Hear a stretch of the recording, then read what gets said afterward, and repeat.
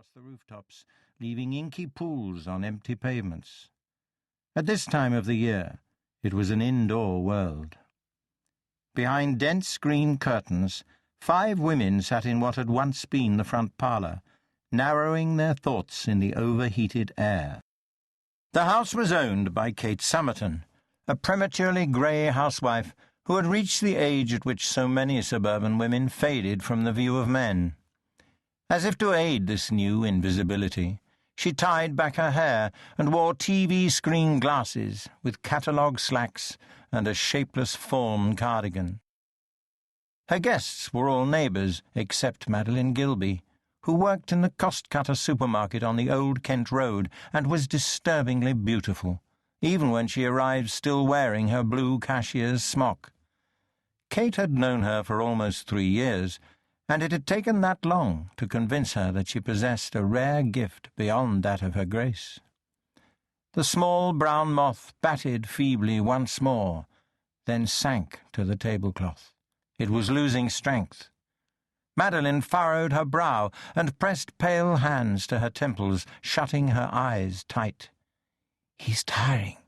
Keep concentrating."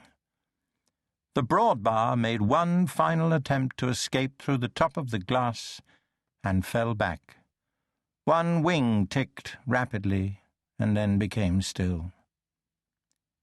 "That," said Kate, adjusting her great glasses, "shows the true intensity of the directed mind. The energy you generated is not measurable by any electronic means, and yet it's enough to interfere with the nervous system of this poor little creature. Of course, the test is hardly very scientific, but it suffices to demonstrate the power you hold within you." Madeline was astonished. She gasped and smiled at the others. "You have the gift, dear, as all women do in different degrees," said Kate. "In time, and with our help, you'll be able to identify the auras of others, seeing deep inside their hearts. You'll instinctively know if they mean you good or harm, and you will never need to fear a man again. From now on, you and your son will be safe." Kate was clear and confident, conscious of her middle-class enunciation. As a professional, she was used to being heard and obeyed. She turned to the others. "You see how easy it is to harness your inner self. It is important to understand that, in a manner of speaking, all women have 2 hearts. The first is the muscle that pumps our blood, and the second is a psychic heart that, if properly developed, opens us to secret knowledge. You can all harness that heart power, just as Madeline is doing. Males don't possess this second spiritual heart.